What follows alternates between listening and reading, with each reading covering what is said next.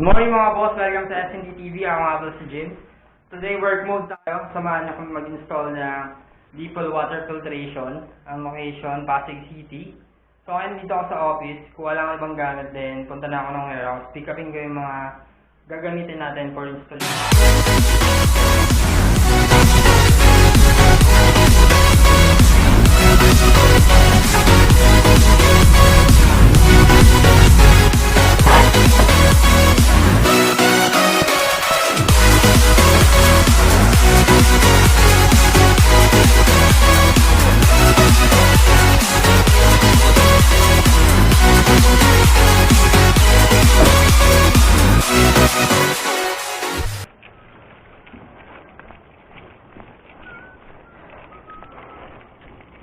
Kayo po mag-install?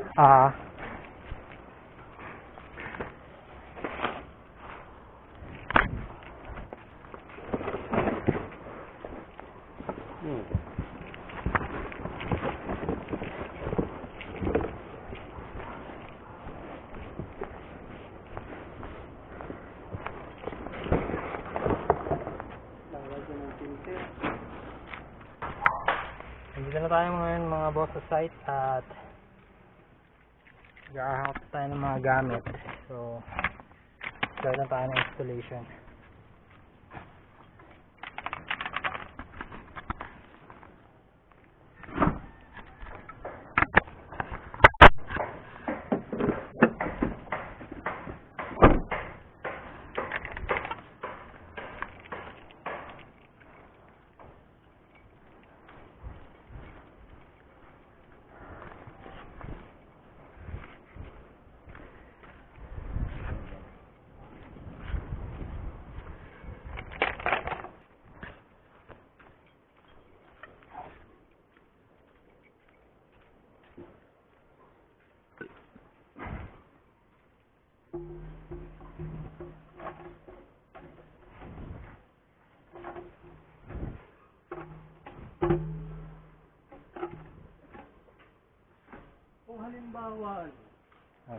Kung halimbawa yung sukat nito magiging ano niya, nakalagay lang siya rito sa ganyan dito. Ayan dito niya. Oo. Halimbawa. Ganyan. Yan. Malalagyan naman ng bracket yan dito, no? Hindi na. Mabigat naman na yan. Hindi na magagalaw yun. Hindi na magagalaw to. Okay. Kalagyan ng mga bato yan. Oo.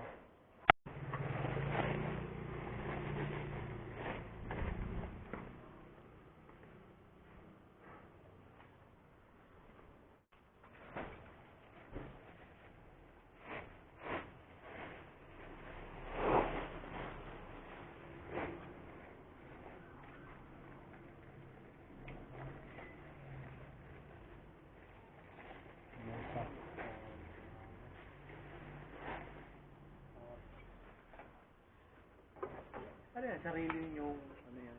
Design? Ito? Oo. Galing yan yan, Taiwan. May supplier talaga niya.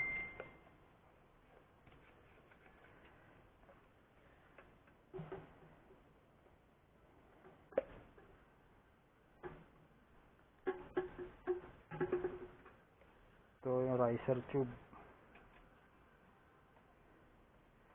Trainer. 3/4 na riser tube.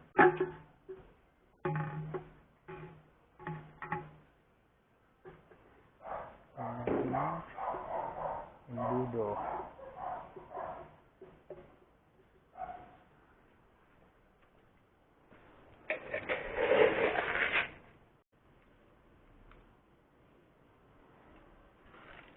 Rubber number 10.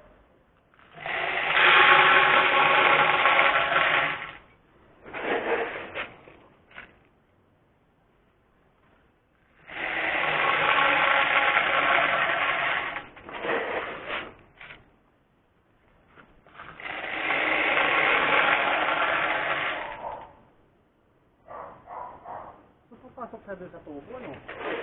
Saan to ba? Maliit, no?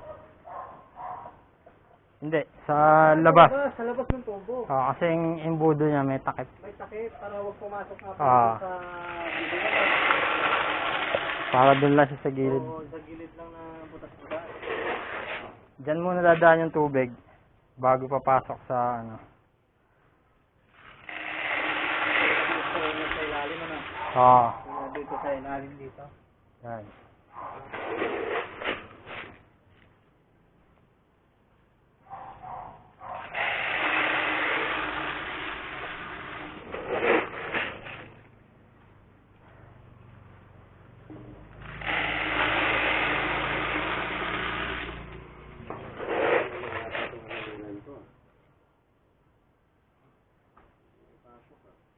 Kasi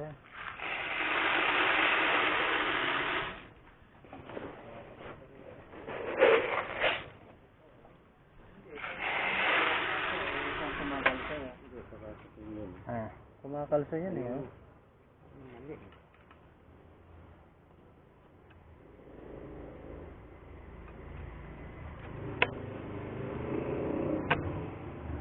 Na? oh.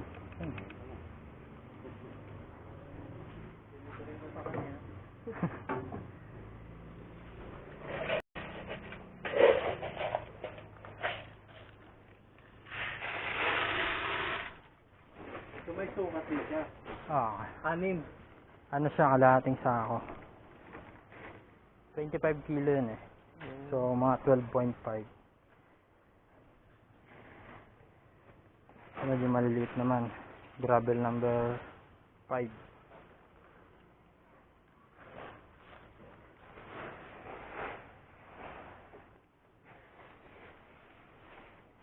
Buhangin na. Buwangin na. Siligasan. Dagat din to eh. Pero hindi basta-basta buhangin yan, di ba? Ah, sa dagat. Parang ang lahar eh.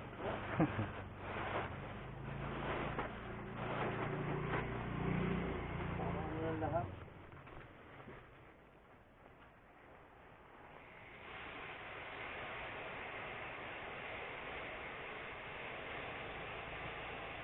Yung tatlong layer.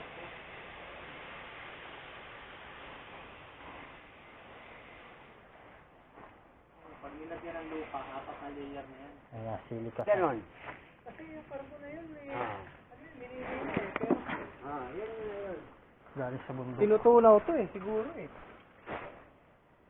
Kasi yun ang ginagawa niyo karbo na yan, nagmina kami ng ganyan na ano, sa Quezon. Oo.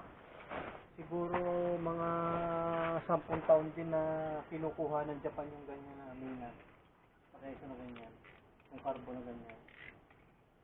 Black na black yan eh. Parang crystal din. Oo nga. Oo nga oh. Tama, ito nga.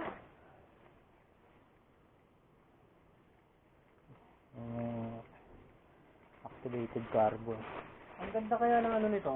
Ang ganda ng ano nito, ng apoy. Parang silin. Pag inano mo sa apoy, yung ginawa mo sa pampanday, ang puta yung ganda ng ano mo, ng itak mo. Tuno na tuno. No?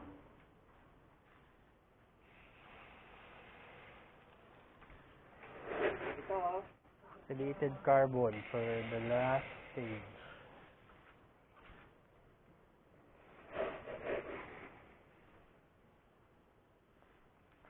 Ayan.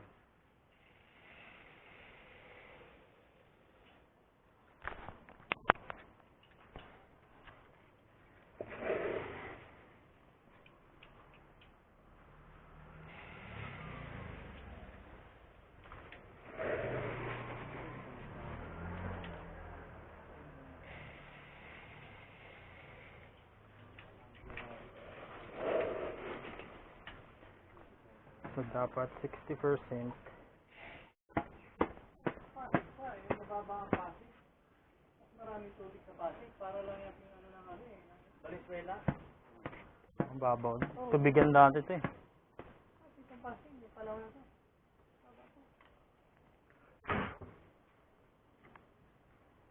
So, manual head bulb. Ayan. Backwash lang, 5 to 10 minutes. Paano? Itatapat mo lang dyan sa backwash. Oo. Ayan, 5 to 10 minutes. Tapos magbabanlaw ka, 5 to 10 minutes din. Fast rinse. Oo. Pag dito mo sa filter, yung filtered water na yung lalabas. Oh, kung mga panlinis lang. Halimbawa sa mga Yung pa rin, sa filtered pa rin labas filter niya. pa rin. Kasi ito, ano lang to, yung huhugasan niya lang yung loob. Yung mga nai-stack dyan kumakapit sa bato, Kumakapit sa bato. yun ang huhugasan niya sa bawas. Yun ang iluluwa niya dito. Niya. Ito. Diyan. Dito. Dito iluluwa niya dito. Kasi dito yung tubig na deep well, dito na filtered. Oo.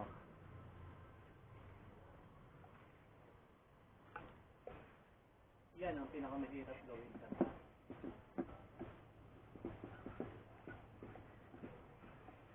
yung improvise niya, ipastak mo ulit. Yun lang. Kailangan kasi na babanlawan yung loob para hindi nag-stuck. Para yung filter dito, di gana rin madumi.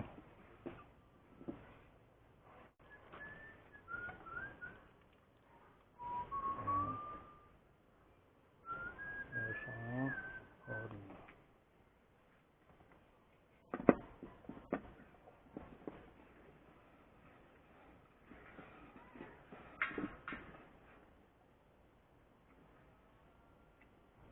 Ang piyesa at labor niyan, magkano ang kuha niya? Ano na lahat yan? 25? Bayad naman na yan, ano? Hindi pa. Forest school na lang. Wala pa. Andiyan ba, boss? Andiyan step? Balik. Kontakin ko naman. Pero babalik din yan.